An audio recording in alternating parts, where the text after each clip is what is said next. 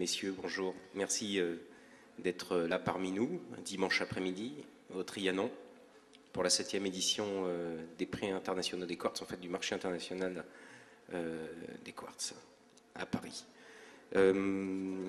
D'abord, j'aimerais bien que vous vous présentiez de manière succincte, voilà, parce qu'après nous mettrons en ligne les textes qui vous présentent de manière plus détaillée. Donc, merci Anthony Péqueux d'être présent. Merci à vous pour l'invitation. Voilà. Donc, moi, je suis sociologue à l'EHESS à Marseille et j'ai travaillé essentiellement sur la musique. J'ai fait ma thèse sur le rap français et là, j'ai fait des enquêtes plus récemment sur ce que j'appelle les auditeurs baladeurs, c'est-à-dire les gens qui se baladent en ville en écoutant de la musique à travers les oreillettes. Alors, enquête ethnographique. Oui, enquête ethnographique. Voilà, c'est particulier. Voilà, il y a un regard particulier quand on fait de l'ethno. Merci. David Gis. Oui, donc musicien, compositeur, mais donc directeur d'une structure qui s'appelle le Centre national de création musicale, la Muse en circuit, qui est donc un des 7 centres nationaux de création musicale. J'ai aussi d'autres activités puisque depuis longtemps je fais de la radio et donc je suis producteur de l'émission Electromania sur France Musique et puis responsable de réseau de la vie musicale, Futur Composé et d'autres. Voilà. Merci. François Nicolas. Bonjour, donc je suis compositeur, je viens de la musique contemporaine, donc on va dire, je fais différentes choses à l'IRCAM pour situer un peu le cadre. Je prépare actuellement un grand projet d'opéra sur mai 68, aussi pour indiquer comme ça un peu le monde dans lequel je me déploie.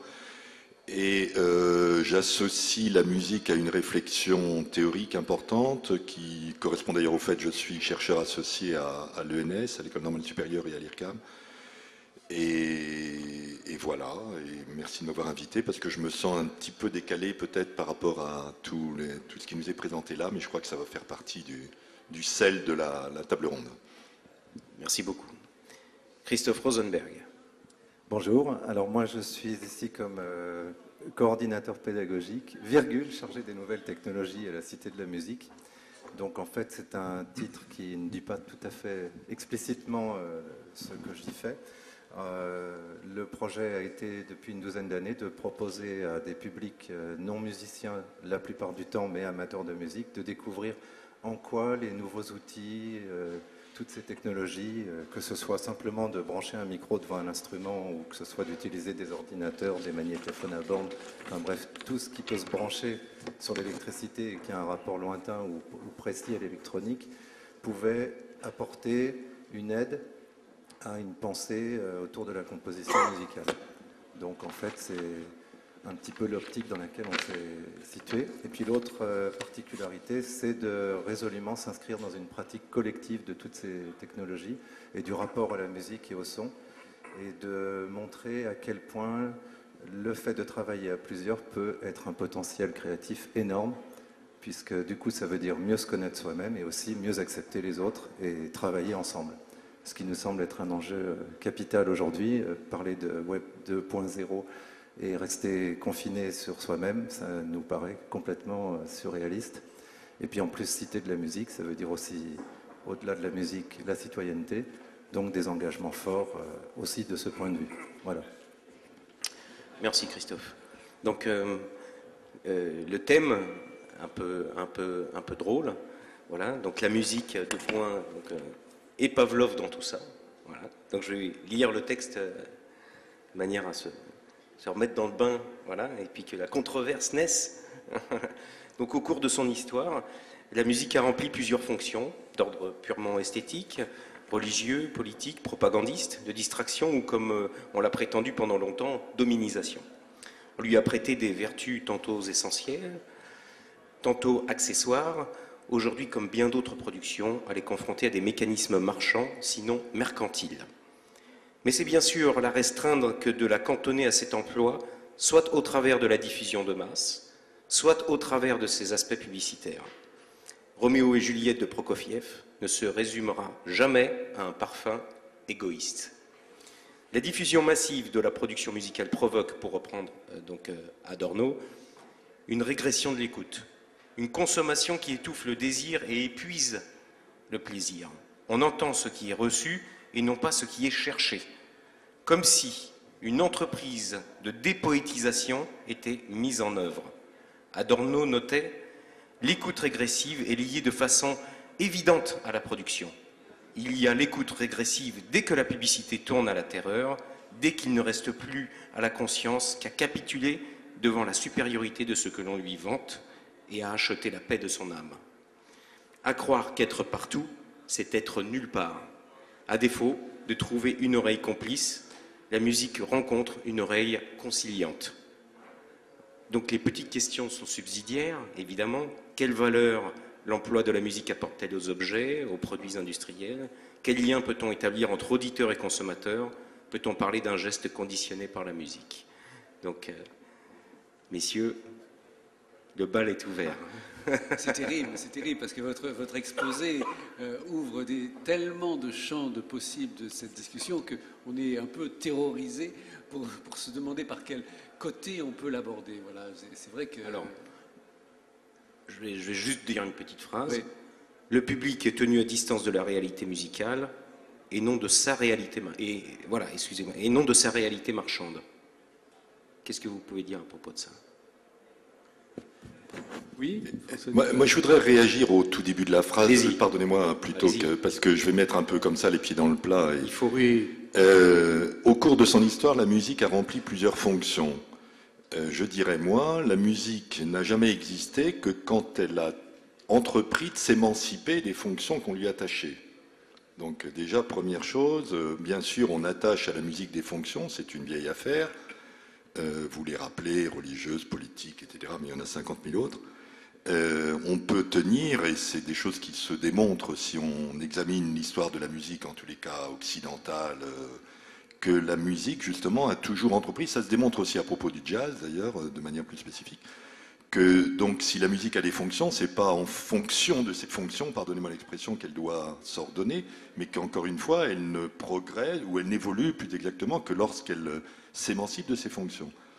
Alors, ça c'est déjà une première délimitation, c'est-à-dire, c'est pas parce qu'on lui attache des fonctions que pour autant elle doit considérer que ces fonctions sont orientantes, et au contraire, je crois que le problème de l'émancipation, qui est un problème de la musique, mais qui est un problème extrêmement vaste aujourd'hui, est précisément lorsque la musique ne se dit non pas je vais proposer des nouvelles fonctions, mais je n'ai pas à fonctionner. Mon problème n'est pas d'être une fonction.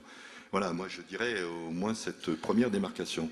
Là, je pense que, en fait, vous pensiez faire un effet de provocation, mais en fait, je pense qu'on est tous d'accord là-dessus. Complètement d'accord. Oui, absolument. La musique n'est absolument sans fonction.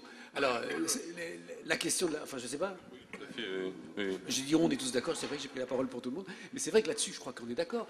Toute la différence va être les questions liées à sa diffusion, et qu'à partir du moment où la musique est diffusée, elle rentre dans des cadres institués, quels qu'ils soient, qui vont d'une certaine manière la rendre de gré ou de force fonctionnelle ou fonctionnable. Mais en tout cas, sa fonction, elle n'en a pas. Enfin, en tout cas, moi, je partage ce point de vue.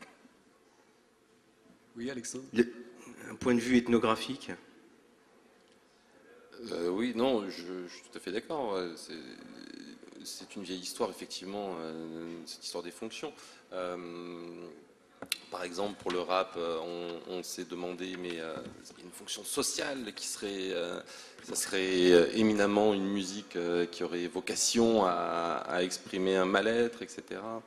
Ou alors une fonction festive, ça serait une musique pour danser. On voit bien que c'est à la rencontre entre ces deux dynamiques que les choses se font et se créent. Voilà, donc... Enfin, elle n'a peut-être pas de fonction au sens où on vient de l'entendre, mais par contre, il y a quand même des musiques de circonstance. Donc ça, pour nous, à la Cité de la musique, où on a beaucoup d'ateliers de pratique sur les musiques du monde, par exemple, on est bien obligé, lorsqu'on les transmet, de rappeler que certaines musiques ne sont pas du tout jouées comme on peut le faire nous, mais effectivement, exclusivement dans certaines circonstances de la vie.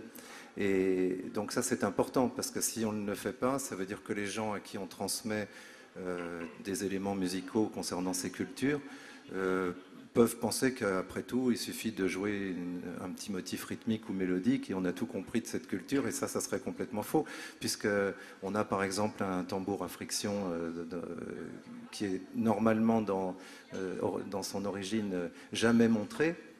On l'entend, il est joué uniquement dans des circonstances particulières, et ça, il faut absolument le dire aussi. C'est-à-dire qu'on n'est plus dans la fonctionnalité de la musique, mais on est quand même dans des usages qui sont tout à fait spécifiques.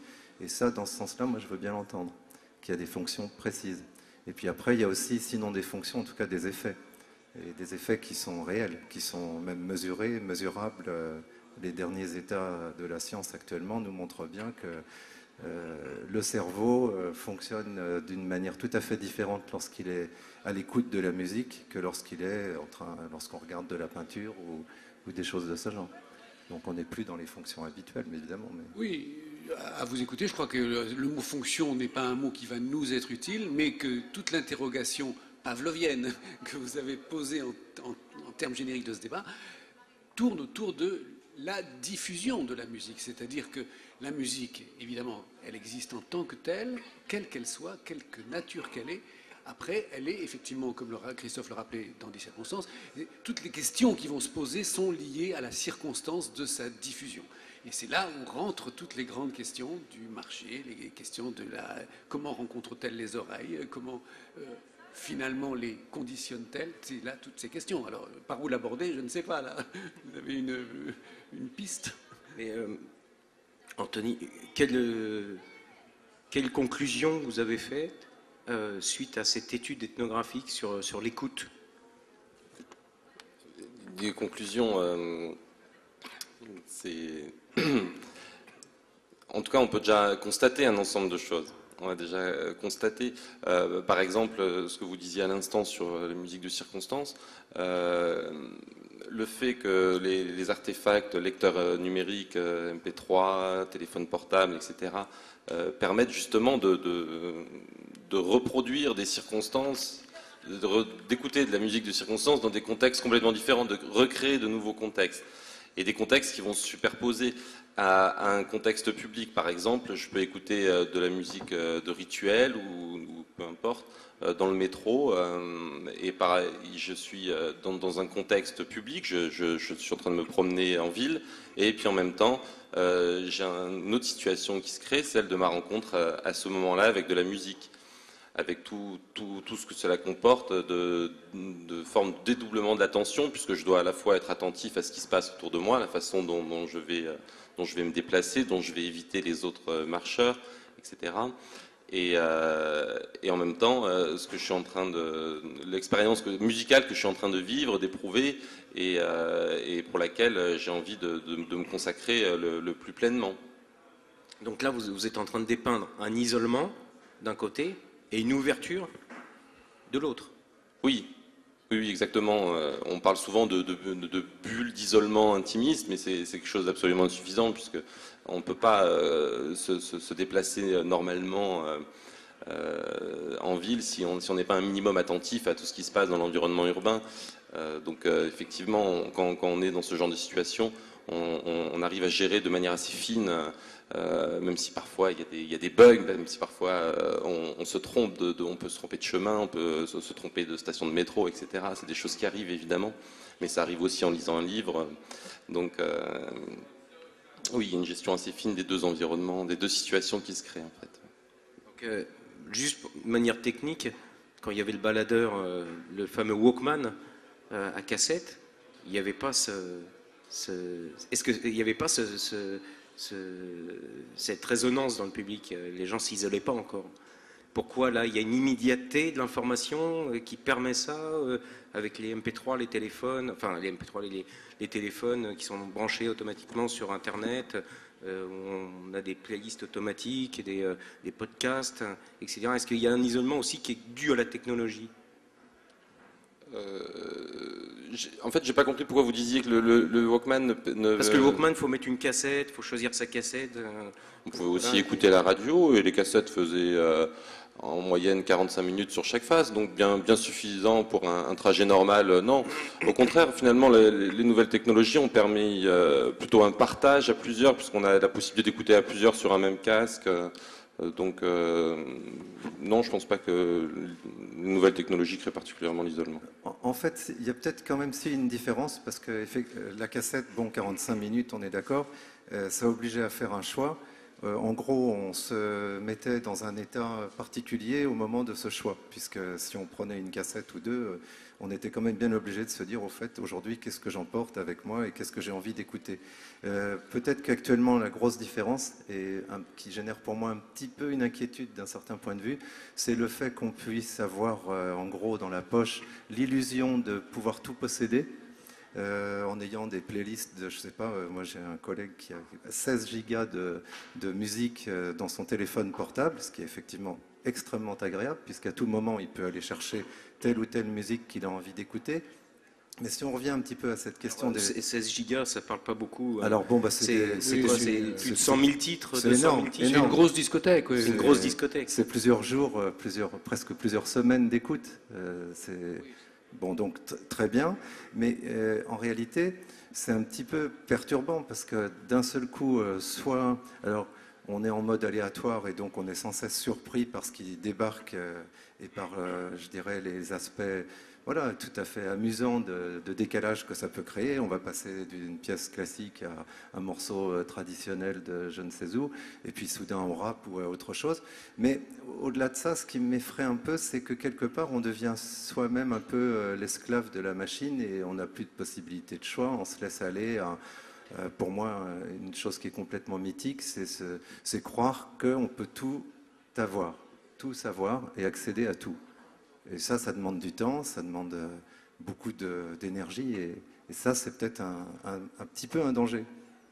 Alors c'est drôle parce qu'on est parti de la fonction, on est parti directement à une sorte de spécificité d'aujourd'hui qui est cette sorte de capacité à gérer la totalité de l'accessibilité, enfin l'accessibilité immédiate à une somme d'informations très, très, très, très importante. Est-ce que c'est en train de faire changer la nature du rapport à la consommation musicale? Je n'en sais rien. Vous avez peut-être une opinion là-dessus?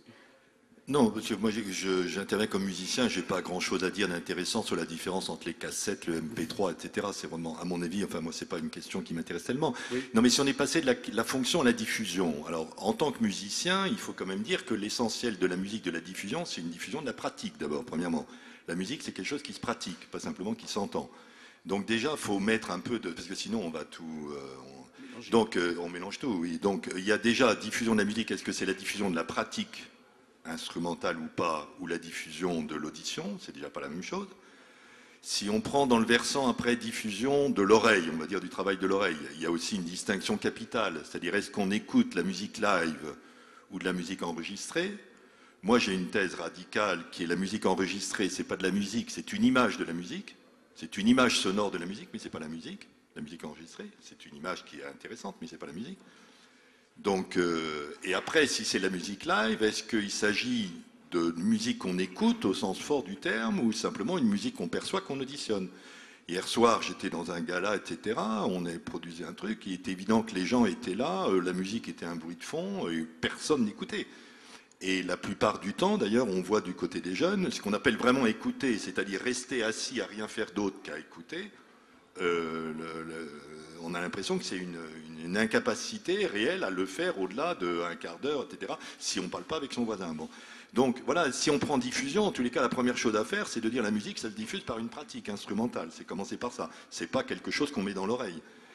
Deuxièmement, si on met dans l'oreille, c'est pas des images de musique, mais c'est la musique elle-même. Et troisièmement, c'est plutôt la musique qui appelle une écoute, c'est-à-dire un rapport particulièrement musical au son.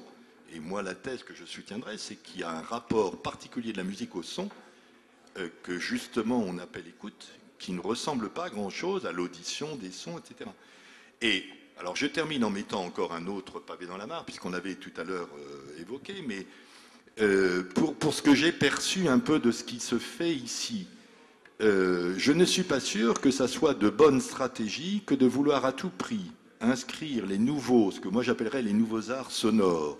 Je ne sais pas trop, je ne suis pas spécialiste de la chose et je ne suis pas capable de mettre une nomination plus fine, pardonnez-moi, mais de les inscrire à tout prix sous le schème de la musique. Et peut-être que ce qui est en train de se chercher actuellement depuis quelques décennies, c'est quelque chose que je dirais par procuration des nouveaux arts sonores, qui essayent de se penser comme nouveaux arts sonores, avec tous les problèmes que ça peut poser. On sait bien que la musique, pour s'inventer comme art, ça a pris très très longtemps. Hein. Et que, essayant de produire ses propres catégories, son propre rapport de l'oreille à ça, sa propre instrumentalité, sa propre mode d'écriture, tout un ensemble de choses, et qu'il est plus intelligent, plus émancipé, plus adéquat à la chose, d'essayer de la penser comme quelque chose de sui generis, de neuf, qui est encore sans doute peut-être dans l'enfance, ce n'est pas à moi de me prononcer, je ne connais pas assez, mais pas forcément de le penser comme simplement en essayant de plaquer dessus les chaînes de la musique et en disant c'est simplement une continuation de la musique. Il me semble qu'il y a le risque d'une aliénation possible s'il s'agit bien de nouveaux arts sonores qui essayent qui germent, qu'ils se pensent dans leur catégorie propre, bien sûr en se confrontant à la musique, je le comprends parfaitement, mais pas forcément en leur plaquant aussitôt toutes les caractéristiques de la musique qui par ailleurs continue comme telle, avec une histoire qui est différente. Voilà. Alors, en matière de diffusion, simplement je boucle le truc, pardonnez-moi, mais en matière de diffusion, la même chose. C'est-à-dire, là, je vous ai esquissé un rapport de musicien à comment un musicien voit la question de la diffusion. Je comprends parfaitement que de nouveaux arts sonores imaginent, envisagent, catégorisent, réfléchissent la question de la diffusion selon de toute autre catégorie que celle que j'ai proposée. Mais j'ai envie juste de vous poser une question. Je vois Christophe qui boue aussi de son côté. Une hauteur, une intensité et un timbre, est-ce que c'est de la musique? C'est bien plus, c'est pas une question positiviste, on répond pas positiviste, c'est pas, la musique c'est pas quelque chose, c'est pas comme si vous me dites il y a un chat, il y a 4 pattes, il a 3 pattes, il est blessé, est-ce que c'est un chat? On reste dans le champ du musical à partir du moment où on explore les paramètres de la musique. On ne peut pas aborder ces questions-là, pardonnez-moi, dans une espèce de description positiviste comme ça, je veux dire, c'est pas la question. La musique est un processus, donc déjà vous n'allez pas le décrire comme un objet. Là vous essayez d'objectiver, de me présenter un objet en me disant est-ce que la musique est ça? Mais la musique se caractérise pas par le fait d'être un objet. La musique, s'il y a des gens qui consacrent leur vie à ça, c'est précisément parce qu'il ne s'agit pas simplement d'objets comme ça. Donc on ne va pas avoir une caractérisation de la musique par des objets comme si c'était un chat ou comme si c'était du MP3. Du MP3, vous avez... Curieusement, Pierre Schaeffer a passé sa vie à caractériser ça. Mais précisément, Pierre Schaeffer lui-même a reconnu, alors excusez-moi, on peut discuter de ce point-là, précisément, oui. En vérité, le vrai enjeu de Pierre Schaeffer, c'est que lui-même a essayé de tenter de montrer que ce qu'il inventait, c'était une continuation de la musique. Il y a consacré le traité des objets musicaux, avec ce point précis qui était d'essayer de déduire la catégorisation des objets sonores des catégories de la musique. Et page, si je ne me trompe pas, parce que c'est une chose que j'ai attendue, page 493 du traité des objets musicaux, il reconnaît, non mais je regrette, il reconnaît lui-même l'impossibilité de la chose, c'est-à-dire que ça ne transite pas de la musique à ce qu'il fait. Et à mon avis, celui qui est le plus radical là-dedans, c'est un élève de Pierre Schaeffer qui s'appelle Michel Chion, qui lui-même admet ça et dit, effectivement, il s'agit d'un nouvel art, lui il appelle le sien l'art des sons fixés, je ne vais pas me prononcer sur ce point-là, mais je le pense plus radical, c'est-à-dire il prend mesure de l'échec de Pierre Schaeffer, de déduire ce sur quoi il travaille comme une déduction de la musique, et lui dit, en vérité, il s'agit de quelque chose de neuf. Voilà. Et je trouve ça plus courageux, plus radical. On aime ou n'aime pas, c'est une autre affaire, mais c'est plus, pardonnez-moi aussi, plus intelligent, je crois. Enfin, plus dans l'émancipation propre. Il y a quelque chose de nouveau qui naît. C'est un défaut très classique quand quelque chose naît, il veut absolument se présenter comme la continuation de l'ancien. Ça, c'est une chose, même que l'on voit actuellement dans un tout autre domaine, mais dans ce qui se passe dans les pays arabes. On pourrait en faire la démonstration, ça excéderait l'espace de la table ronde. Je ne crois pas qu'il faut au contraire assumer que si c'est vraiment nouveau, ça doit refonder tout un ensemble de choses. Il faut absolument laisser le temps à ces arts de se déployer, de fonder leurs choses, et pas aussitôt les mettre sous l'impératif extérieur musical de dire donnez-nous la preuve que vous valez autant que Beethoven, Wagner, ou etc. C'est pas le problème, à mon avis. Alors, en fait, d'abord, je voudrais réagir sur plusieurs choses. La première, c'est l'idée qui serait, enfin celle que vous avez évoquée, que les jeunes actuellement ne savent pas écouter et qu'au bout d'un quart d'heure, ils trépignent, ils s'impatientent et ils n'auraient pas, je dirais, d'oreille attentive à des formes qu'ils ne connaissent pas. Parce que je pense que c'est ça dont il est question, puisque si on parle des formes qu'ils écoutent généralement, ils les écoutent bel et bien, puisque précisément, ils passent leur temps avec des écouteurs dans les oreilles et qui sont capables d'écouter quasiment toute la journée de la musique. Alors, d'ailleurs, je le dis bien à dessein, de la musique, puisque pour moi, je ne vois pas comment on pourrait limiter à telle époque ou à telle situation un aspect musical. J'aime bien l'idée qui n'est pas de moi, qui est de dire que la musique, c'est un petit peu quand même ce qu'on entend comme tel. Ça l'est tellement d'ailleurs que nous autres, occidentaux, avons pris l'habitude parfois de qualifier des événements dans certains pays comme étant de la musique, alors que dans ces pays-là et dans ces situations précises, pour les gens qui les pratiquent, c'était absolument pas de la musique, mais juste des rituels, et qui ne considéraient pas du tout que ça en était. Donc à partir de quel moment, je suis assez d'accord avec David, on va caractériser que c'est de la musique? Est-ce que c'est parce qu'il y a une hauteur, une mélodie, du rythme, un timbre identifiable, etc. Je ne crois pas qu'on puisse résoudre ça comme ça. Dans nos ateliers, on a une démarche qui est totalement inspirée. Alors, elle n'est peut-être pas complètement puriste, au sens où on ne va pas, dans les ateliers de 3 heures, expliquer aux jeunes qu'on reçoit tout le solfège de l'objet sonore de Schaeffer, par exemple. C'est absolument pas le propos. Mais par contre, on part d'une approche concrète du phénomène sonore, pour ne pas dire musical dans un premier temps, qui est de considérer qu'on va demander aux gens de jouer, de produire des sons, alors appelons ça des sons pour le moment, sur une collection d'instruments qu'on met à leur disposition, avec leur voix, avec tout objet qu'ils ont, le cas échéant, dans la poche et auquel ils s'identifient affectivement.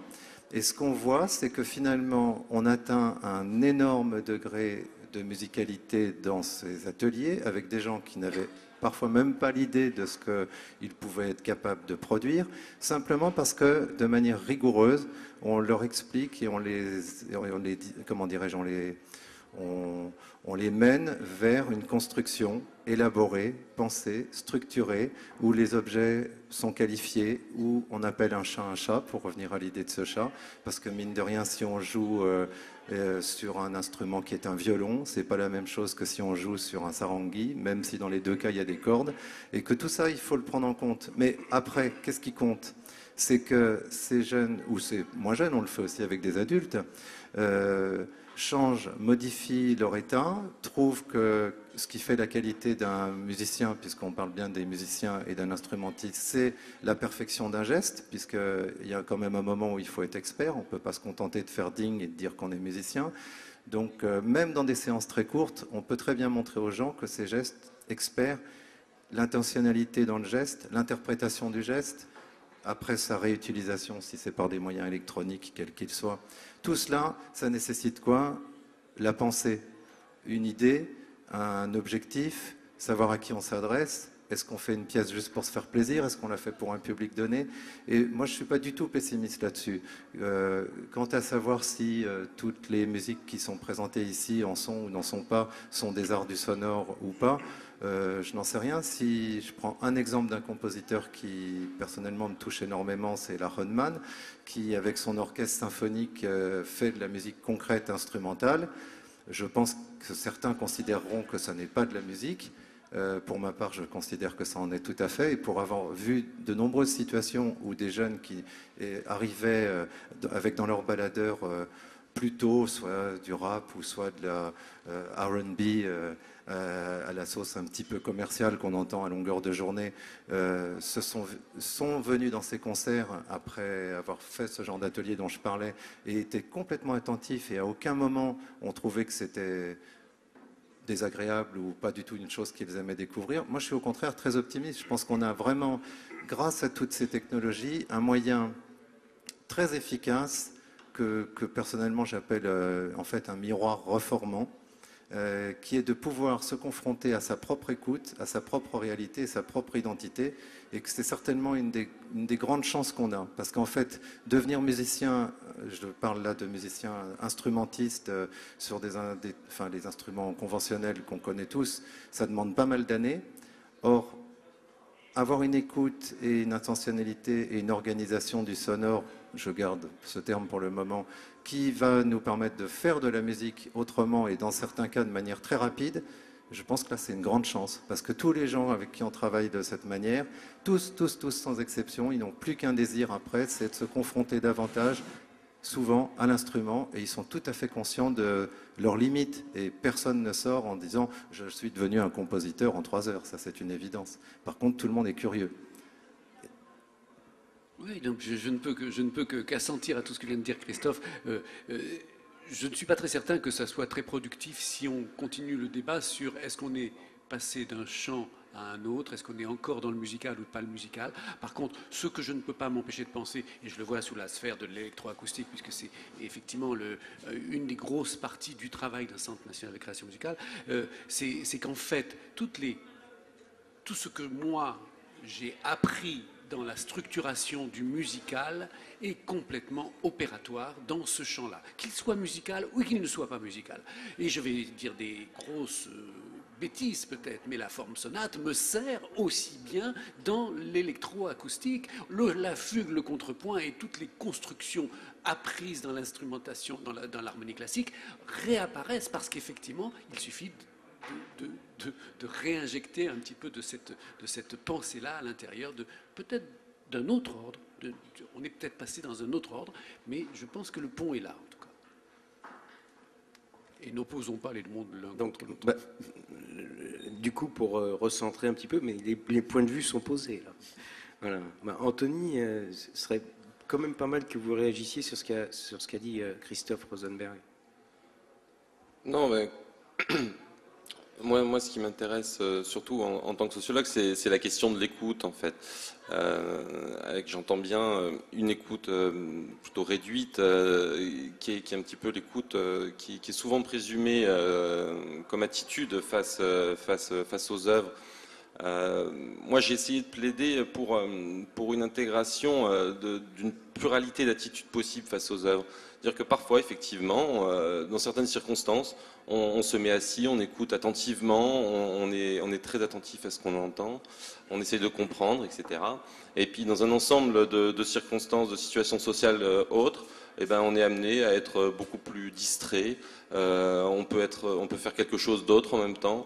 Donc, on va être beaucoup plus dans d'autres attitudes vis-à-vis de la musique.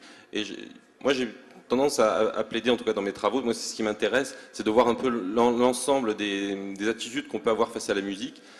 Et de ce point de vue-là, la question de l'écoute, où on serait imperturbablement attentif à ce qui est dit, est aussi présumée du côté du pouvoir politique, par exemple. Quand se pose de manière cruciale la question des effets de la musique.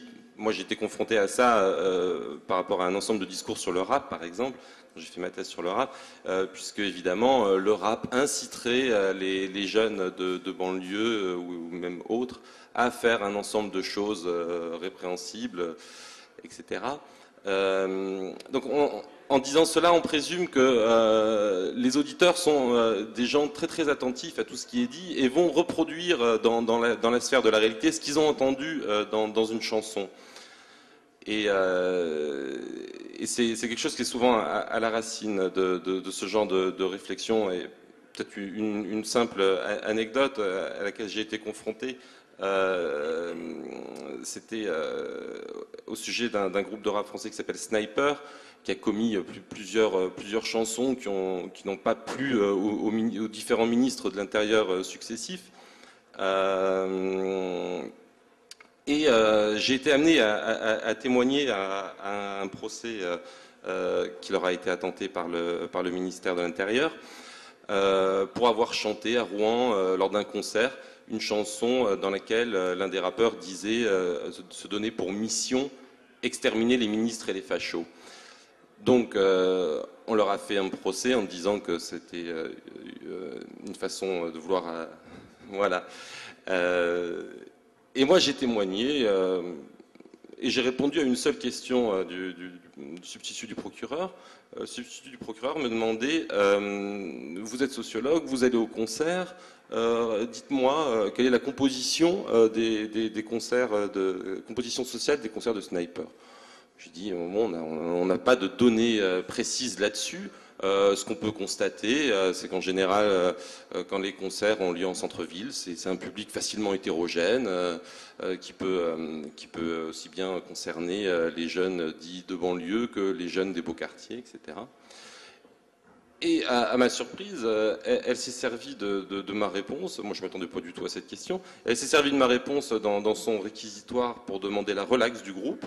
Et en disant, finalement, puisqu'ils disent vouloir exterminer les ministres et les fachos, mais ils s'adressent aussi à un public des beaux quartiers qui, lui, ne peut pas vouloir cela, en fait. Donc, c'est un peu l'argument à l'envers, puisque de fait, le public ne va pas vouloir passer à l'acte parce qu'il n'a pas intérêt à le faire, parce que ce n'est pas son problème, en fait. Voilà. Alors, ce qui vient d'être dit, là, j'ai une petite anecdote assez surprenante. Il se trouve qu'on anime des ateliers en centre de détention aussi, et qu'une année à Châteaudun, on a dû travailler dans des conditions assez complexes, parce qu'en fait, tout notre matériel n'a pas pu rentrer dans le centre de détention, parce que soudainement, ils se sont rendus compte qu'il y avait des disques durs dans les ordinateurs, qu'il y avait peut-être, pourquoi pas, possibilité de se connecter avec l'extérieur. Donc, il a fallu réorganiser tout le projet différemment, ce qui est toujours une surprise, puisqu'on sait bien qu'un disque dur, ça fait partie d'un ordinateur. Et on a pu rentrer donc avec des mini-disques. Et on pouvait ressortir avec les mini-disques. La chose, c'était d'empêcher des communications avec l'extérieur. On a eu un des détenus qui, lui, on peut supposer, c'était des longues peines, donc avait peut-être fait quand même une grosse bêtise, qui voulait à tout prix, dans la partie musique, d'atelier qu'on proposait, réussir à retrouver le son d'une arme à feu, en fait, très clairement. Et je reviens là-dessus parce que, en fait, ça a été assez perturbant, parce qu'on avait apporté un certain nombre d'instruments de musique, et lui, son seul objectif, c'était finalement de récupérer cette, je dis émotion, hein, je ne suis pas du tout en train de justifier les âneries qu'il avait pu sans doute faire avec ça.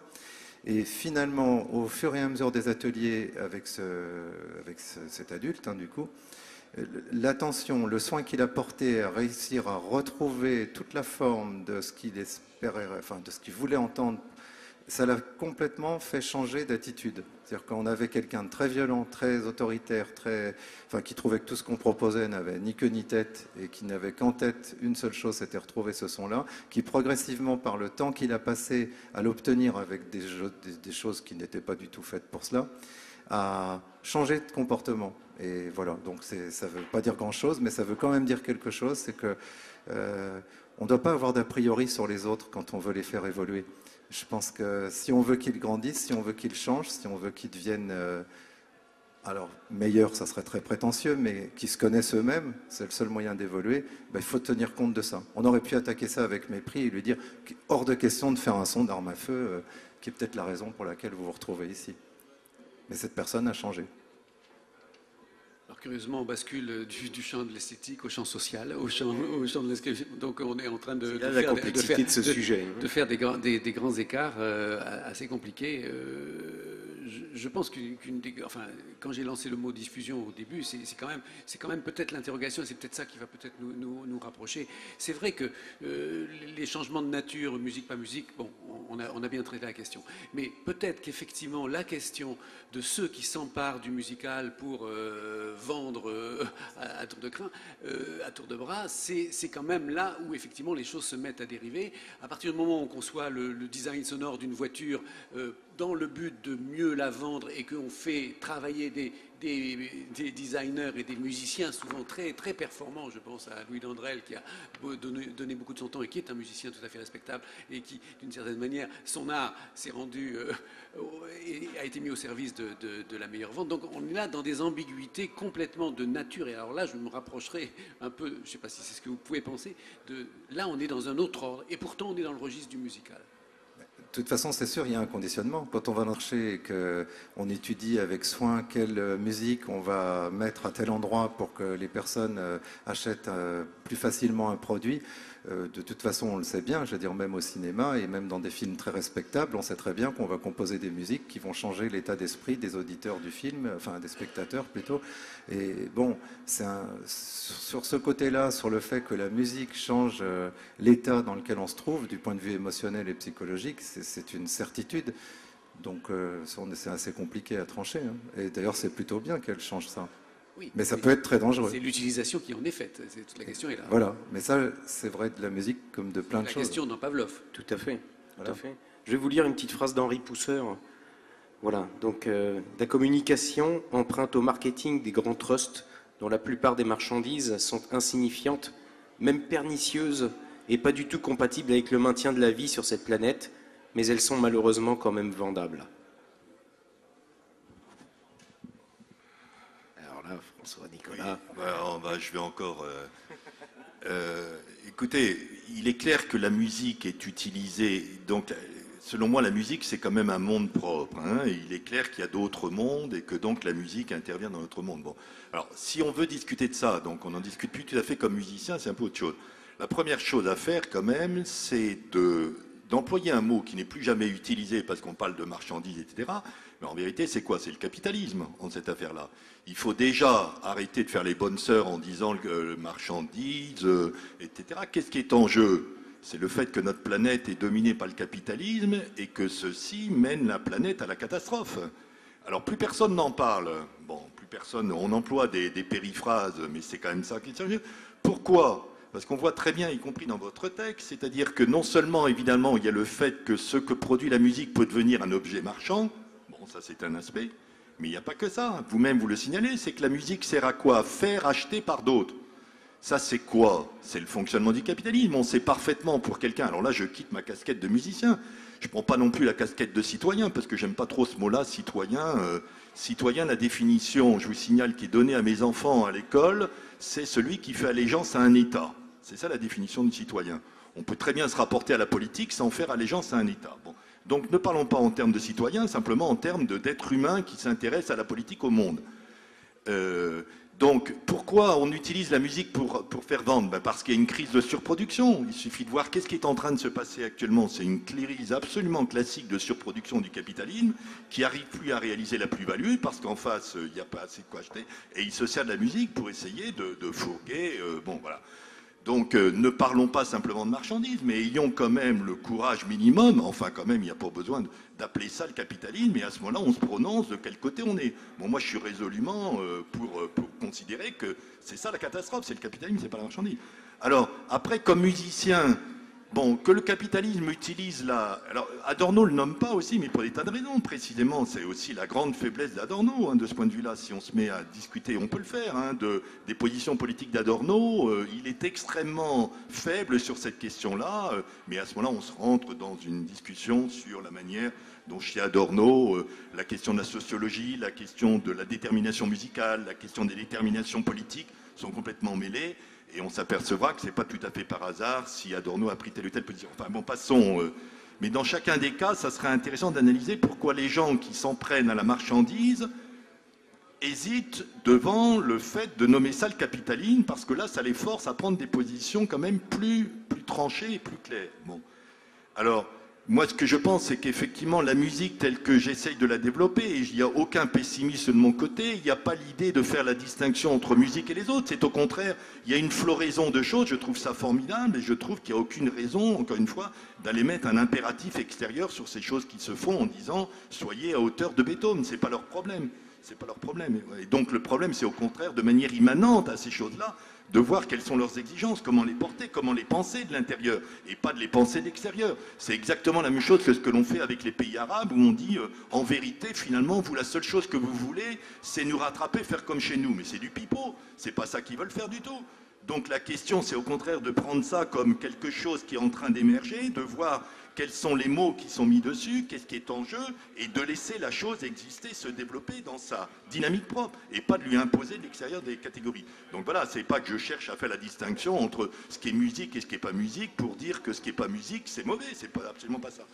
Donc, il s'agit du rapport au capitalisme. Alors à ce moment-là, posons la question comme telle, mais ça, c'est plus une question musicale, c'est une question politique. Alors moi je veux bien, hein, je suis aussi militant, je veux bien m'engager là-dessus, mais enfin je n'ai pas été convoqué ici dans cet espace-là. Mais qu'au moins à ce moment-là chacun assume les choses sur ce point-là. Et moi je crois que le capitalisme est en crise très grave, il fait feu de tout bois de mille manières, y compris en utilisant la musique pour résoudre sa problème de réalisation de plus-value. C'est un problème classique qui a été repéré par Marx depuis le 19e. La crise actuelle ne change absolument rien à ça. Il essaie de s'en sortir par la guerre, à preuve ce qui est en train de se passer. Alors à ce moment-là, discutons du capitalisme. Mais ne prenons pas le petit doigt pour se mettre à discuter sur la question de la marchandise. Ça me paraît être une manière de noyer le vrai problème qui est posé, qui est comment faire une musique dans un monde qui est en train d'imploser parce qu'il y a un capitalisme débridé sans aucune opposition et sans aucune peur. Il y a une terreur des riches. Je suis désolé. David? Oui, non, là je partage le point de vue. C'est vrai que c'est faire un autre débat que de parler du rapport du musical au capitalisme. Mais par contre, à travers cela, tout à coup, pour moi, se dessine quand même quelque chose de très spécifique au monde du musical. C'est vrai qu'il est utilisé, il est marchandisé, et ça serait un autre débat. Par contre, j'ai quand même le sentiment ou l'intuition que le champ du musical est justement l'objet de ces manipulations parce que c'est un champ particulier et qui nous touche à un endroit particulier. Un exemple, je me suis beaucoup intéressé à la chanson. La chanson, je ne sais pas si vous avez remarqué, on écoute des chansons et on les restitue, on les enregistre, alors que le chanteur est à peu près à cette place-là du micro et qu'on entendra le son comme dans nos oreilles, comme s'il nous parlait dans l'oreille. Cette proximité acoustique de l'oreille n'est pas, à mon sens, hasardeuse, et que le fait que la chanson soit l'art hégémonique de la... Pourquoi la chanson passe à la radio et pourquoi on n'aurait pas une autre forme musicale qui serait le moyen d'acheter et de vendre? Je pense qu'il y a quelque chose là de constitutif à la musique qui renoue à des sensations originelles très, très profondes et qui peut-être là est peut-être plus intéressant à explorer dans cette notion pavlovienne, se dire que le champ du musical est sans doute utilisé par le monde capitaliste, mais parce qu'il a une spécificité très particulière d'intrusion et d'incursion à l'intérieur de nous-mêmes. Oui, de toute façon, la musique, ça nous touche profondément tous. Oui. Et ça, c'est une réalité. Mais... Là, actuellement, on le voit, par exemple, quand on fait de la musique avec des sourds, ce qui semble toujours paradoxal à certains. En tout cas, ce qui est sûr et certain, c'est que c'est quelque chose qu'ils perçoivent beaucoup plus que la parole, par exemple, et pour cause, puisque la fonctionnalité de l'oreille étant perturbée, la parole disparaît très vite. Mais on voit aussi très bien que si ça touche des gens qui, en principe, n'ont plus tellement les moyens d'entendre au sens fonctionnel, c'est aussi parce que simplement la musique, c'est quand même multidirectionnel. Donc, je veux dire, on n'est pas comme dans une conversation où A parle à B ou à C ou à D, et puis ça se répond chacun son tour, etc. On est tous en train d'interagir. Et cette interaction, en ce sens-là, je pense qu'elle a aussi une spécificité énorme, puisque même quand on écoute, comme tu le disais bien, une chanson, moi je pense qu'effectivement, en tout cas si on l'écoute attentivement et pas juste comme un fond sonore, comme dans n'importe quelle soirée entre amis où on met des disques et personne ne les écoute, on est touché parce que la voix, c'est quand même notre expression première. On crie à la naissance et peut-être ça joue aussi beaucoup de cet aspect des choses. Mais pour revenir sur cette histoire du conditionnement, c'est compliqué. Les technologies qu'on met à notre disposition, effectivement, nous permettent comme ça de croire qu'on va être libre de ce qu'on écoute puisqu'on peut avoir accès à tout, entre guillemets, désormais. Et c'est peut-être là qu'est la question, est-ce qu'il faut avoir accès à tout moment? Moi, je rejoins un peu la dernière phrase du texte qui a été proposé. C'est-à-dire que je pense que c'est un leurre. En fait, on est obligé de trouver du temps, surtout pour un art du temps. La musique, c'est quand même un art du temps. Ça dure rarement juste une seconde. Et je crois qu'à chaque fois qu'on se pose pas la question un tant soit peu à quel moment on a envie d'écouter quelque chose ou pas, on devient un peu... là, on se fait avoir en quelque sorte. Et pour revenir sur ces sourds dont je parlais, récemment, un des sourds avec qui je travaille disait que lui, son plus grand désir, alors là, vous allez tout de suite comprendre où je veux en venir, c'était de pouvoir entendre le silence. Donc peut-être que c'est une piste assez intéressante à creuser pour nous tous. D'un sourd. Donc oui, l'idéologie est très importante. Là, j'adhère totalement sur le fait que c'est pas la marchandise, mais c'est le système économique qui est mis en place, l'idéologie qui fait qu'il y a une dérive totale, une utilisation mercantile à l'extrême de beaucoup de musique, en fait, de tous les genres de musique, non, et pas seulement de celle qui est susurrée dans l'oreille. Quoique, je pense qu'Anthony, là-dessus, vous pouvez peut-être, parce que le rap a quand même été par Universal un outil, comment dire, de vente d'énormément de choses, oui, dans tous les domaines. Une chose dont on n'a pas parlé, enfin, il y a quand même l'histoire du grand nombre. C'est une chose dont on n'a absolument rien dit, c'est-à-dire qu'il y a aussi l'idée qui achète quoi, enfin au sens acheté, au sens très métaphorique du terme, qui va vers telle ou telle musique de manière collective et massive. Ça dépend maintenant de tellement d'autres choses de ce qu'a pu être la musique dans les temps plus anciens. Donc ça, on ne peut pas minorer ce phénomène de massification et d'interconnexion et j'imagine que dans le rap, ça joue terriblement. Oui, maintenant. C'est un produit qui se vend, qui s'achète, qui se vend et qui se diffuse, et avec cette sorte de miroir aux alouettes de se dire on va réussir, donc on va vendre, donc voilà. Oui, alors paradoxalement, c'est vrai que le rap maintenant est quelque chose qui fait plus ou moins partie de nos sociétés, qui est relativement accepté, et pour autant, c'est pas une musique qui se diffuse beaucoup, par exemple. Dans les grands médias généralistes, c'est une musique qui est complètement ou totalement absente, alors qu'à ses débuts, elle était relativement présente, justement, par quelques journalistes qui faisaient des émissions ponctuelles. On peut penser à Olivier Cachin dans début des années 90 sur M6, qui avait une émission hebdomadaire. Vous ne trouvez absolument pas ça aujourd'hui sur les grands médias généralistes. C'est quelque chose qui a complètement disparu, mais ça va avec un mouvement plus général, c'est-à-dire que notamment avec, par exemple, si on regarde la télé comme média de diffusion, avec le câble et tout un ensemble de diversification de l'offre, on a de plus en plus des pratiques culturelles, sociales, musicales, par exemple, qui sont cloisonnées sur des médias très particuliers. Il y a une chaîne qui va être consacrée à diffuser tel genre de musique, une autre diffuser tel autre genre de musique, etc. Donc c'est une situation assez paradoxale où effectivement une musique comme le rap est disponible. Est disponible dans un ensemble de magasins, est disponible sur Internet, est disponible dans certaines salles de concert, mais à contrario, n'est pas forcément la plus diffusée. Les artistes sont assez peu sollicités, si ce n'est quand il va y avoir des émeutes où on va profiter de la collusion entre la sortie d'un album et des événements extra-musicaux pour interroger un artiste, etc. Voilà, quand ils tiennent des propos homophobes. Ouais, oui, je voulais dire à propos de ces questions-là, moi, il y a une chose qui me frappe, c'est que, parlons pas de musique, parlons de sonore, enfin d'environnement sonore, de tout ce que écoutent les jeunes, etc. C'est que c'est un élément très identifiant, parce que moi je suis frappé par le fait que chacun écoute une musique assez différente. Enfin, et très vite, dès qu'on explore dans des domaines que moi je connais très mal, la musique électro, je sais pas quoi, en fait, très vite on est devant des sous-groupes, des groupes de groupes, etc.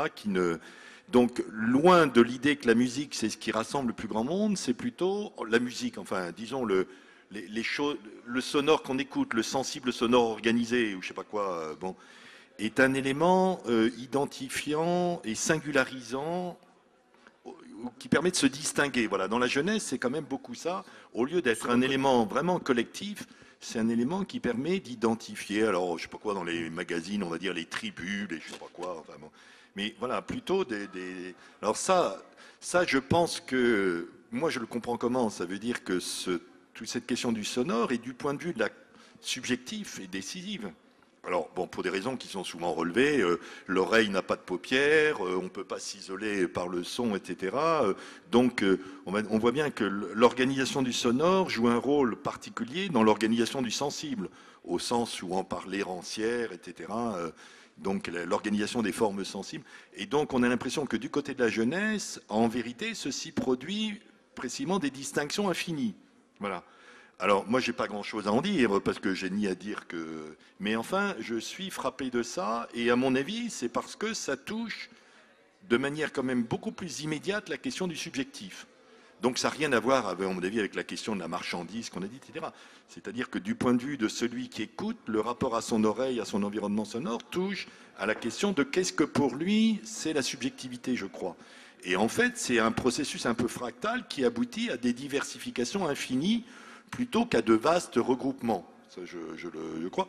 Et donc, d'ailleurs, de ce point de vue-là, le capitalisme n'est pas complètement à l'aise avec ça, parce que lui, évidemment, il est plus dans le produit standardisé, etc. Bon... Donc, alors ça a été aussi souvent relevé de manière alors un peu ridicule aussi en disant le caractère transgressif qu'il y aurait dans l'écoute par rapport aux lois générales du capital, etc. Bon, ça à mon avis, c'est aussi bête de l'autre. Mais enfin, en tous les cas, il y a un rapport, je crois, subjectif particulier à l'oreille qui tient quand même à ce que, en tous les cas, surtout pour la jeunesse, parce que pour les autres générations, c'est pas la même chose, ce qui du subjectif passe par l'organisation du sensible de l'oreille. Enfin, il y en a qui préfèrent Boulez à Mozart, hein, c'est pareil. Il y en a qui préfèrent Boulez à Mozart. Oui, mais ça n'aura pas du tout le même caractère. C'est pas... D'abord, en général, ceux qui aiment Boulez aiment aussi Mozart. Enfin, je connais pas de Boulésiens qui aiment pas... J'exagère. Oui, non, mais justement, ça ne marche pas comme ça du tout. C'est pas une question de cet ordre. Non, il faudrait comparer, mais ça marche même pas en musique, avec ceux, par exemple, pour donner, qui sont plutôt du côté Chopin ou plutôt du côté Schumann, on va dire, pour prendre deux figures apparemment proximes dans le temps, etc. Mais ça relève de toute autre chose que celui qui dit, moi, j'aime tel type de son, voilà. Et dans une ramification infinie, tel type de son, bon. Et je crois que là, il y a quelque chose de la représentation pour lui de ce que c'est que le subjectif, c'est ça que je veux dire. Non, mais ça m'intéresse parce que ça, je crois que c'est quand même un peu en dehors du capitalisme. C'est difficile à... C'est pas incompressible dedans, mais c'est quand même un peu à l'écart. Alors, moi, ce que ça m'inspire, c'est que, voilà, il faut, de ce fait, justement, profiter de nos nouveaux outils, enfin qui ne sont pas si nouveaux que ça, hein, parce que quand même ça fait quelque temps qu'ils existent. Ce qui est nouveau, c'est qu'on puisse les acheter pour moins cher et qu'on puisse s'en servir, je dirais, rapidement, puisque auparavant, si on voulait faire du multipiste, il fallait quand même avoir des moyens assez conséquents. Se fabriquer un home studio il y a 50 ans, je pense qu'il fallait être pas mal fortuné, ce qui maintenant n'est plus tout à fait aussi vrai. Mais je pense que la singularité de ces petites niches-là que cherchent les jeunes dont vous parliez, avoir en fait chacun leur déterminant en quelque sorte, moi je trouve ça tout à fait logique parce qu'en fait on a un peu tendance justement à les inscrire dans une espèce d'étiquetage un peu brutal où ils écoutent que du R&B, que du rap, que ci, que ça, qui n'aurait pas une grande valeur. Mais ils sont en recherche d'identité dans un monde dont je suis parfaitement d'accord, la brutalité n'est pas à démontrer, que ce soit capitaliste mais d'autres. Hein. Malheureusement, il y a d'autres systèmes qui ne sont pas capitalistes, qui ne sont pas moins pernicieux et fracassants pour l'individu. Il n'en existe plus, hein. Dites-moi lesquels. Mais... Non, mais ce que je veux dire, c'est qu'on est tous dans ce monde-là, on est bien d'accord. Mais je veux dire, historiquement, il y a eu d'autres événements qui ont marqué, qui ont prouvé que c'était pas forcément parfait. Donc peut-être qu'ils ont dérivé, on est d'accord. De toute façon, pour moi, là, le but aujourd'hui, c'était pas tellement de m'inscrire contre le capitalisme pour lequel j'ai pas de grande sympathie, mais plutôt de voir quelles solutions on a, en tout cas, chacun de nous à nos niveaux. Et pour moi, ce qui est sûr, c'est qu'étant ici sur cette table ronde en tant que pédagogue et musicien aussi, certes, je pense que le plus gros travail qu'on a à faire, c'est justement à montrer comment les outils qu'on met à notre disposition peuvent être détournés au profit d'un projet personnel. Et je dis bien détournés, puisqu'on sait que certains outils vont créer une illusion, par exemple en termes de composition, de savoir-faire, puisque si par exemple on prend un logiciel, je nommerai aucun, dans lequel il y a tout un tas de boucles déjà fournies, on sait parfaitement que le gros travail de composition, c'est celui qui a créé toutes les boucles et qui a fait en sorte que dès qu'on va les manipuler et les mettre ensemble, ça sonne toujours entre guillemets correctement et que ce soit très satisfaisant, etc.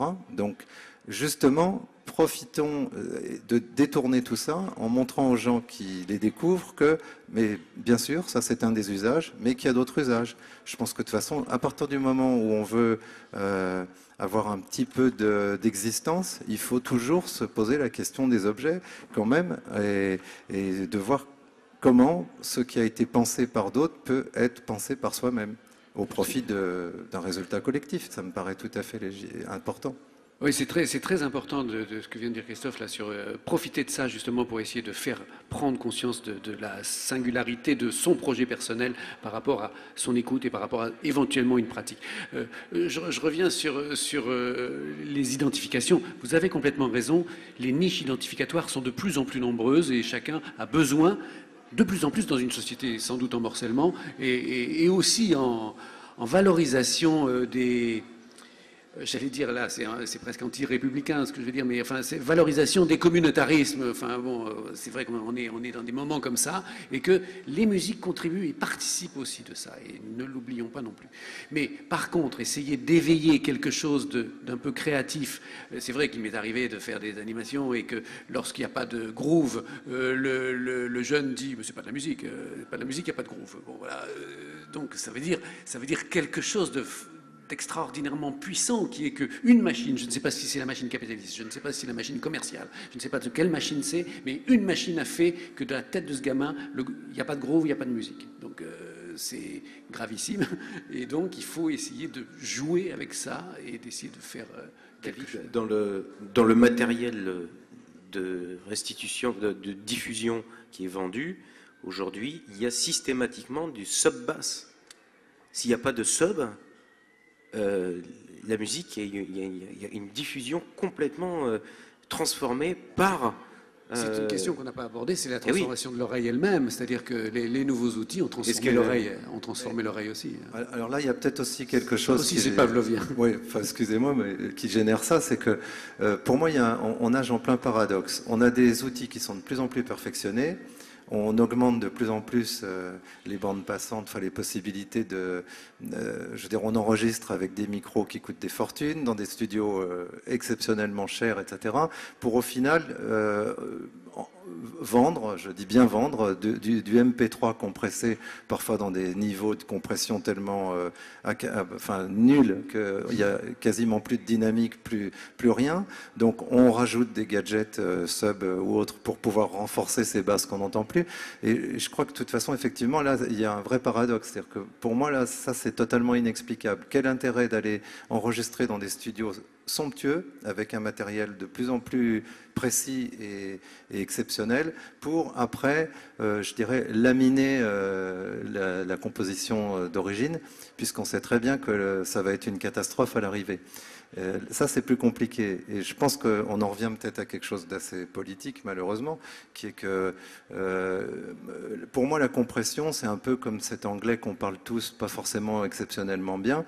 Donc, effectivement, c'est très bien pour se dire bonjour partout dans le monde, mais ça ne nous permet pas d'exprimer notre pensée de la manière la plus efficace et la plus juste. Et ça, c'est un véritable danger. Et je pense que nous tous, on aurait certainement un message à faire passer, c'est n'écoutez jamais des choses compressées et achetez du bon matériel. C'est des choses simples, mais il vaut mieux avoir 5 disques, je dirais, et les écouter dans de super conditions, que d'avoir 10 millions de morceaux et les écouter dans une bouillie qui fait que de toute façon, on n'écoute plus rien.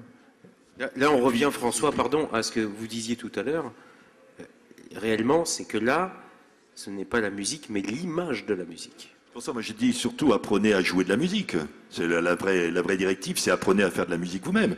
Je veux dire, c'est quand même le problème aussi de la France. On sait bien que l'enseignement est désastreux quand même. Enfin, je veux dire, il y a quand même, tant que la musique ne sera pas sérieusement enseignée à tout le monde, là, ce qu'on raconte, c'est quand même du pipeau. Parce qu'il faut quand même voir les conditions pour arriver à rentrer dans le conservatoire, la sélection qui est faite, etc. et que finalement, au lieu d'encourager... Ça progresse, ça progresse. Non, mais ça progresse, ça régresse maintenant. C'est pas vrai, justement, ça progressait un peu. 2 ans de solfège obligatoire et la flûte à bec, c'est des vieux tabous qui sont un peu tombés quand même. Non, mais ça régresse au contraire, excusez-moi, et ça va régresser de plus en plus avec le tsunami financier qui nous attend, qui va nous tomber dessus. Tout le monde le sait parfaitement. Regardez déjà ce qui se passe en Angleterre. Regardez ce qui se passe au Portugal. Donc tout ça est en train de régresser. Or, finalement, le vrai rapport à la musique, il est là quand même. Or, on sait dans les conservatoires que justement, comme ils n'ont pas les moyens d'accueillir tous les gens qui veulent, tous les jeunes, eh ben, il faut trouver des premières années pour en liquider la moitié. Et c'est quand même ça, notre pays, la France. Alors, faut quand même, ça, c'est honteux. Alors, le problème donc fondamental, c'est quand même pour faire de la musique, il faut prendre un instrument, ça.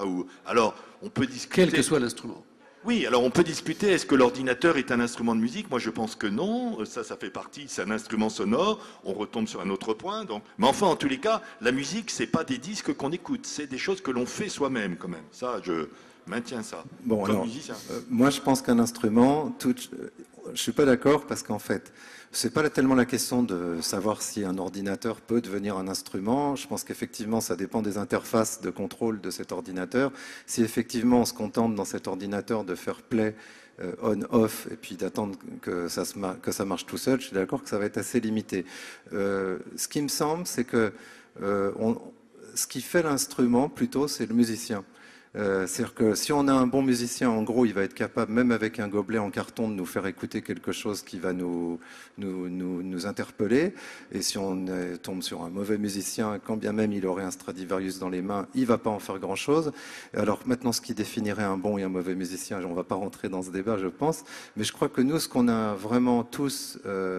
et je suis d'accord de ce point de vue. Il faut qu'il y ait plus de musiciens. Enfin, ça serait certainement souhaitable.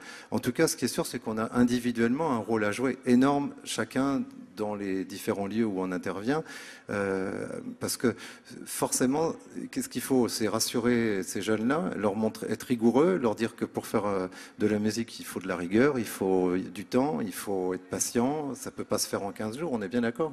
Mais ça bouge quand même. Je ne suis pas certain qu'on soit resté à ce que c'était.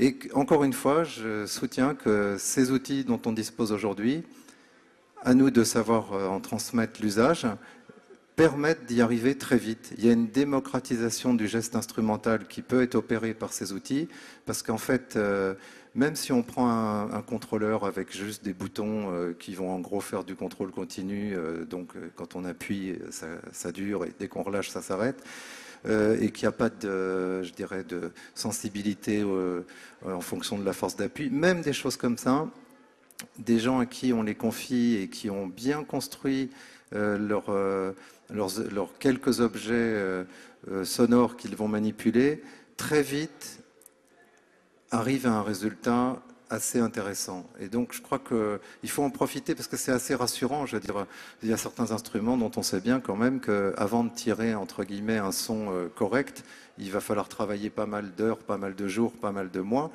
Et là, on a une chance, c'est qu'on peut avoir un résultat très constructif, très opérationnel, et qui va certainement et très souvent donner à tout le monde, adultes comme jeunes, le désir de découvrir les joies de l'acoustique. Mais pour moi, les deux ne sont pas du tout antinomiques. Jouant moi-même d'instruments électroniques et acoustiques, je pense que l'électronique m'a permis de découvrir des choses sur l'acoustique et réciproquement. Donc ces allers-retours, pour moi, il n'y a pas du tout de clivage.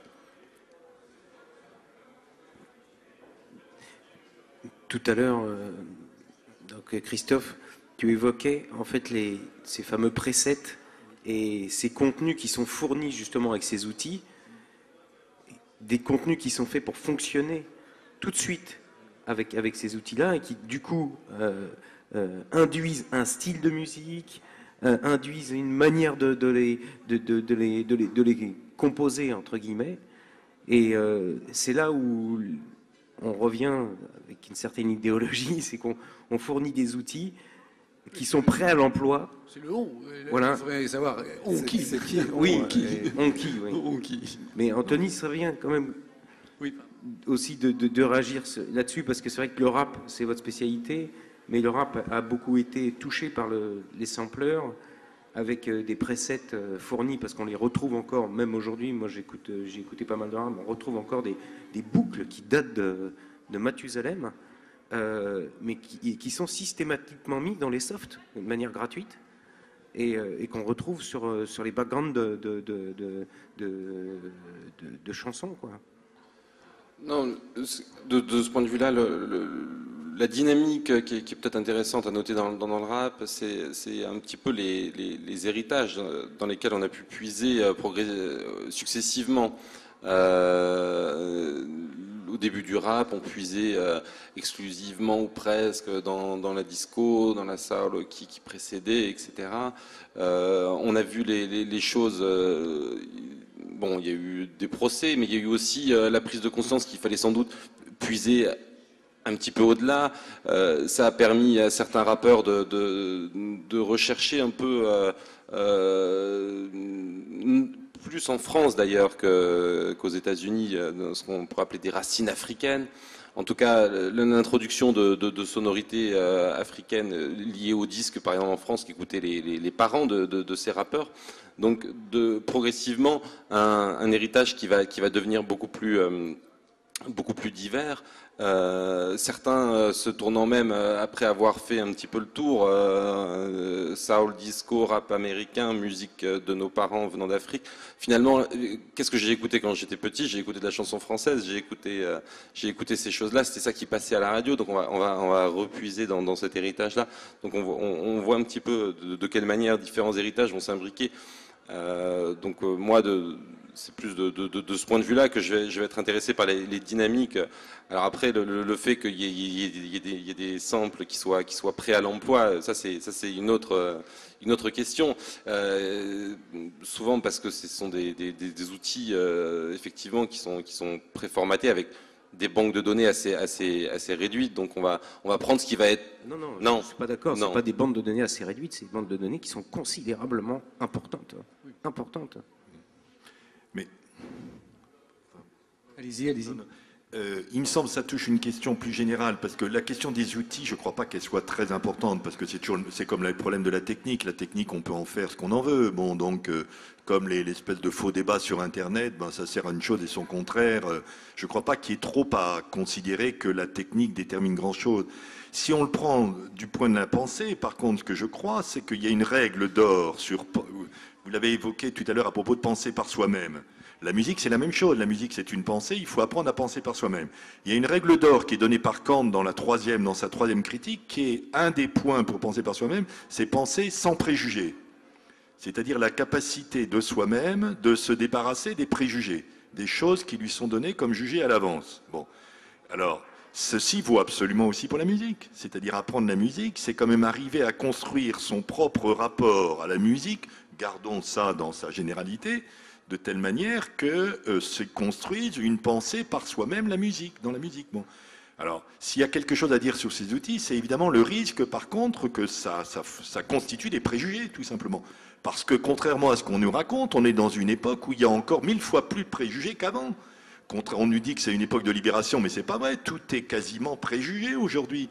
Dès que vous commencez à énoncer un truc qui est plus préjugé, on vous taxe de terroriste, etc., etc. Donc on est au contraire, alors ce qui a été thématisé par la pensée unique, etc.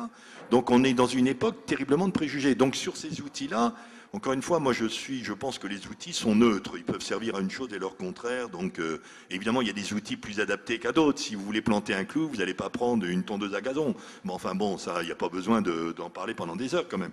Mais par contre, il y a le risque du préjugé, ça c'est vrai. Et donc, comment apprendre à faire de la musique sans préjugés? Et c'est là où je reviens, c'est quand même lorsque chacun prend son biniou que ça se joue, qu'il peut commencer de construire son rapport à quelque chose, à son instrument, par soi-même. Alors évidemment, le biniou, il est déjà constitué, il ne va pas l'inventer, donc s'il y a des touches, bon, etc. Mais enfin, voilà, c'est à ça qu'il faut quand même appeler. Et là, je prétends que de ce point de vue-là, la France, c'est une catastrophe, hein, quand même. C'est une catastrophe. Mais là je vous rejoins complètement. Là, je suis oublier, apprendre à ne pas avoir de préjugés. Par contre, il y a une chose dont on n'a pas du tout parlé et qui est peut-être significative du moment d'aujourd'hui. Effectivement, l'outil n'est rien. On peut en faire ce qu'on veut, on peut le détourner. L'outil n'est rien. L'important, c'est d'apprendre la conscience de ce qu'on est en train de faire. Par contre, ce qui est en train de changer, et vous l'avez un peu dit, c'est la connexion de tout cela. Et que les préjugés, ils viennent du fait que tout est dans tout et tout se mélange et tout se connecte et qu'il suffit de... Le pédagogique se raccorde avec le commercial se raccorde avec le diffuseur se raccorde avec le producteur du musical. On est dans une sorte d'intrication du fait des technologies, du fait du net, du fait de la toile, du fait de l'accessibilité, et que ça, par contre, est porteur justement d'une incrustation du préjugé et qu'il est de plus en plus difficile de s'en éloigner, pas à cause des outils eux-mêmes, mais à cause de l'interpolation permanente des secteurs les uns avec les autres et qui ont une force de violence profonde. Et ça, il faut arriver à le déjouer. C'est beaucoup plus difficile, je trouve. C'est sûr qu'au-delà des outils, ce qui compte avant tout, ce sont les moyens humains. Or, actuellement, dans la plupart des lieux, on voit bien qu'on a finalement pas trop de difficultés à acheter du matériel, même quand c'est coûteux. On peut faire une ligne budgétaire là-dessus, on arrive à l'obtenir. Ça dépend pour qui quand même, hein. Non mais toute proportion gardée, on arrive quand même à justifier parfois du renouvellement ou de l'achat de telle ou telle chose. Je pense pas, en l'occurrence, qu'à ma propre institution. On a toujours beaucoup plus de mal à convaincre lorsqu'on parle de moyens humains. Or, je crois que pour faire des bons musiciens, en l'occurrence, enfin des musiciens tout court, après tout, qu'ils soient bons ou pas, c'est un autre problème. Ce qu'il faut, c'est des moyens humains énormes. Ça n'existe pas actuellement. Donc on achète des machines, on achète des ordinateurs, on fait des tas de belles choses, on fait des sites internet, on fait des tas de trucs, mais on oublie que la vraie solution, elle est là. Quand on reçoit des jeunes qui sont complètement en échec, qui en arrivant au bout d'un quart d'heure vous disent de toute façon nous on ne pourra pas jouer, on peut rien faire, on sait rien faire, on est des cons, c'est ce qu'ils disent. Parce que sinon on serait pas en lycée professionnel par exemple, alors qu'ils sont dans un lycée professionnel excellent, super, avec des choses tout à fait intéressantes à apprendre, et que ces jeunes-là arrivent avec une image pareille. En fait, on est parfois dans ce type d'atelier, on est jusqu'à 5 adultes à les accompagner, et ils sont 12 ou 16, et on y arrive. Mais on y arrive parce qu'il y a ces moyens humains et que donc petit à petit, on arrive à générer à nouveau de la confiance en soi, etc. Mais je crois que là, on est dans un phénomène qui est, pour moi, le plus dangereux. C'est-à-dire que il faut se méfier du remplacement de l'humain par les technologies. On ne remplacera jamais la transmission et le charisme de quelqu'un par une machine. Ça, j'y crois pas. Par contre, ça peut être un excellent moyen de bouleverser les choses. Non, mais ça, je suis tout à fait... Vous allez clore le débat. Ah non, mais je veux pas le clore parce que ce que je vais dire là ne peut pas mettre le là. Je suis tout à fait d'accord pour remplacer le facteur humain par le facteur machine par le facteur humain. Mais alors moi, je suis pour aussi remplacer le facteur humain, enfin plutôt que ça soit le facteur humain qui compte et pas le facteur de l'État. Parce que, effectivement, il y a aussi la question, alors c'est plutôt une question politique, de savoir si cette affaire-là, c'est une affaire sur laquelle l'État est vraiment l'opérateur conséquent. Moi, je ne le pense pas du tout. Et j'en prends comme un petit exemple, un article que j'ai lu ce matin en Tunisie, où au contraire, il y a une floraison actuellement de pratiques artistiques, culturelles, etc., absolument faramineuses, dont on voit bien qu'elle est un effet, alors là, du facteur humain, de facteur homme, évidemment pas du facteur technologique, c'est pas parce qu'ils ont des nouveaux ordinateurs, mais c'est évidemment absolument pas un facteur d'État, parce que l'État actuellement en Tunisie est en train de vaciller. C'est quoi? C'est simplement un effet de l'émancipation générale qui se passe du peuple tunisien dans les conditions que tout le monde connaît, et qui a aussitôt une projection comme toute émancipation, parce que toute émancipation a un phénomène de résonance, comme musical, c'est-à-dire secreto. Et bien alors aussitôt, il y a une effervescence générale, on va dire, dans ces pratiques-là. Alors il est clair, effectivement, que la musique, comme les autres, a besoin de contact entre les humains, ça c'est sûr. On fait, c'est intéressant, j'ai dit, de faire de la musique avec son biniou, mais aussi avec un autre, ça c'est évident. Donc, mais simplement, ce que je voulais dire, mais je ne sais pas si vous allez conclure cette table ronde sur cette tonalité-là, c'est qu'à mon avis, le facteur principal, c'est pas du tout le facteur de l'État, c'est la conscience finalement collective des gens. Et que penser par soi-même, c'est une affaire d'émancipation, et une affaire d'émancipation, ça concerne toujours peu ou prou la politique, et pas l'étatique. je vous laisse le soin de savoir si vous voulez que ça soit le On dernier pourrait mot. arrêter Donc, là, David, mais c'est vrai que j'ai une petite tendance à penser qu'effectivement, même si l'État n'est pas l'essentiel, il est quand même le garant républicain de l'exercice d'une pédagogie, et d'une pédagogie au sens élargi du terme. Et je pense qu'on ne peut pas ne pas dire que baisser des moyens accordés à la transmission sera favorable à ce que vous êtes en train de décrire. Voilà. Donc ça, on ne peut pas le dire. J'appelle une hausse de l'émancipation, mais pas une baisse des subventions, vous avez compris. D'accord. Eh ben, on va clore là-dessus. Messieurs, merci. Anthony Péqueux, David Gis, François Nicolas, Christophe Rosenberg. Merci beaucoup. Merci. Merci, Merci, Alexandre. merci beaucoup.